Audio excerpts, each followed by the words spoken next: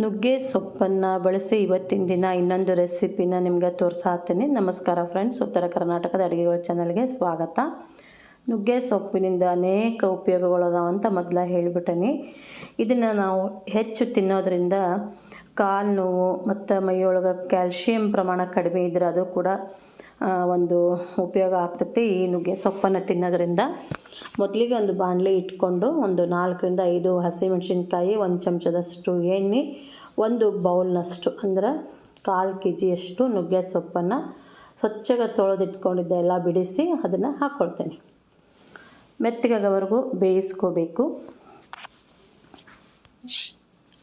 ನುಗ್ಗೆ ಸೊಪ್ಪು ಒಂದು ಸ್ವಲ್ಪ ಇದು ಹುರಿತಾ ಮೆತ್ತಗಾಗ್ತೈತಿ, ಅಲ್ಲಿವರೆಗೂ ನಾವು ಇದನ್ನು ಫ್ರೈ ಮಾಡ್ಕೊಳ್ಬೇಕು. ಇದ್ರ ಜೊತೆನೇ ನಾವೇನು ಮಾಡೋಣ ಅಂದರೆ ಒಂದು ಉಳ್ಳಾಗಡ್ಡಿ, ಮೀಡಿಯಮ್ ಸೈಜಿನ ಉಳ್ಳಾಗಡ್ಡಿ ಹಾಕ್ಕೊಳ್ತೀನಿ. 1 ಚಮಚದಷ್ಟು ಜೀರಿಗೆ ಹಾಕ್ಕೊಳ್ರಿ, ಘಮ ಜಾಸ್ತಿ ಅಂತ ಅನಿಸುತ್ತೆ. ಈಗ ಯಾವುದೇ ಚಟ್ನಿ ಮಾಡಬೇಕಾದ್ರೆ ಬೆಳ್ಳುಳ್ಳಿ, ಜೀರಿಗೆ, ಕೊತ್ತಂಬರಿ, ಕರಿಬೇವು ಇವೆಲ್ಲ ಒಂದು ಘಮನ ಹೆಚ್ಚಿಸ್ತೈತೆ ನೋಡಿರಿ. ಯಾವುದರ ಚಟ್ನಿ ಮಾಡಿರಿ ಇವನ್ನ ಹಾಕಲೇಬೇಕು. ಉಳ್ಳಾಗಡ್ಡಿ, ಜೀರಿಗೆ ಹಾಕೀನಿ, ಮತ್ತೊಂದು ಚೂರು ಫ್ರೈ ಮಾಡ್ಕೊಳ್ತೀನಿ. ಅದಾದಮೇಲೆ ನಾನಿಲ್ಲಿ ಕಡಲೆಬೇಳೆ, ಉದ್ದಿನಬೇಳೆನ ಹುರ್ಕೊಳ್ಬೇಕಾಗಿತ್ತು.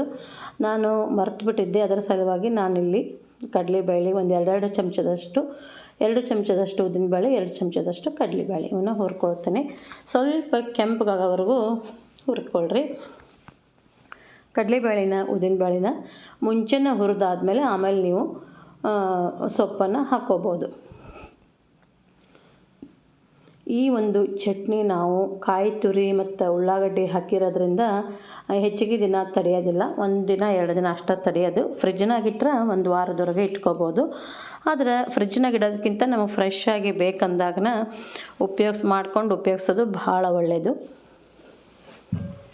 ಈ ಒಂದು ಸೊಪ್ಪನ್ನು ನಾವು ನೆರಳು ಒಳಗನ ಒಣಗಿಸಿ ಇದನ್ನ ಪುಡಿ ಮಾಡಿ ದಿನ 1 ಲೋಟ ನೀರು ಉಗುರು ಬೆಚ್ಚಗಿರೋ ನೀರಿನೊಳಗೆ 1 ಚಿಟಿಕೆಯಷ್ಟು ನುಗ್ಗೆ ಸೊಪ್ಪನ್ನು ಹಾಕ್ಕೊಂಡು ಕುಡಿಯೋದ್ರಿಂದ ವೆಯ್ಟ್ ಲಾಸ್ ಕೂಡ ಆಗ್ತೈತಿ. ನೀವು ಬೇಕಿದ್ರೆ ಟ್ರೈ ಮಾಡಿರಿ.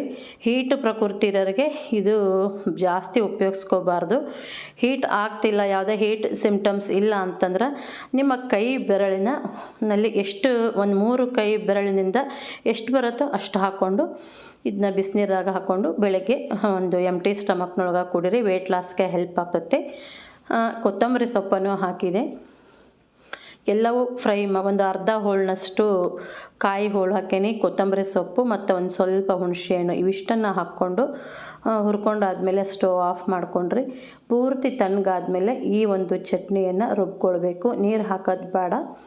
ಈ ಒಂದು ಸೊಪ್ಪಿನಲ್ಲಿರುವಂತಹ ಒಂದು ಅಷ್ಟು ಮೆತ್ತಗಾಗಿರ್ತೈತಲ್ಲ, ಹೀಗಾಗಿ ಅದು ಸಣ್ಣ ಆಗ್ತೈತಿ. ಉಳ್ಳಾಗಡ್ಡಿ ಒಳಗೂ ನೀರು ಇರ್ತೈತಿ. ಉಪ್ಪು ಹಾಕಿರ್ತೀವಲ್ಲ, ಅದು ಕೂಡ ನೀರು ಬಿಟ್ಕೊಳ್ತೈತಿ. ರುಚಿಗೆ ಬೇಕಾಗುವಷ್ಟು ಉಪ್ಪು ಹಾಕಿ ಇದನ್ನು ನುಣ್ಣಗೆ ರುಬ್ಕೊಳ್ರಿ. ಸ್ವಲ್ಪ ಗಟ್ಟಿಯಾಗಿರಲಿ. ಅದನ್ನು ಒಂದು ಬೌಲಿಗೆ ತೆಗೆದು ಬಿಸಿ ಅನ್ನ ಜೊತೆ ಸರ್ವ್ ಮಾಡಾಕ್ತೀನಿ. ಬಿಸಿ ಅನ್ನ, ನುಗ್ಗೆ ಸೊಪ್ಪಿನ ಚಟ್ನಿ, ತುಪ್ಪ ಮಸ್ತ್ ರುಚಿ ಅಂತ ಅನಿಸುತ್ತೆ. ನೀವು ಟ್ರೈ ಮಾಡಿರಿ. ಈ ಒಂದು ವಿಡಿಯೋಗೆ ನೀವು ಸಪೋರ್ಟ್ ಮಾಡಿರಿ ಅಂತ ಕೇಳ್ಕೊಳ್ತೀನಿ. ನೀವು ನಮ್ಮ ವಿಡಿಯೋಗಳನ್ನು ನೋಡಿ ಸಪೋರ್ಟ್ ಮಾಡೋದ್ರಿಂದ ನನಗೂ ಕೂಡ ವಿಡಿಯೋ ಮಾಡೋದಕ್ಕೆ ಹೆಲ್ಪ್ ಆಗ್ತೈತಿ. ಇವತ್ತಿನ ರೆಸಿಪಿ ಇಷ್ಟ ಆಗಿದರೆ ವಿಡಿಯೋಗೊಂದು ಲೈಕ್ ಮಾಡಿರಿ, ನಿಮ್ಮ ಫ್ರೆಂಡ್ಸ್ಗೆಲ್ಲ ಶೇರ್ ಮಾಡಿರಿ. ವಿಡಿಯೋ ನೋಡಿದ ಎಲ್ಲರಿಗೂ ನಮಸ್ಕಾರ, ಧನ್ಯವಾದಗಳು.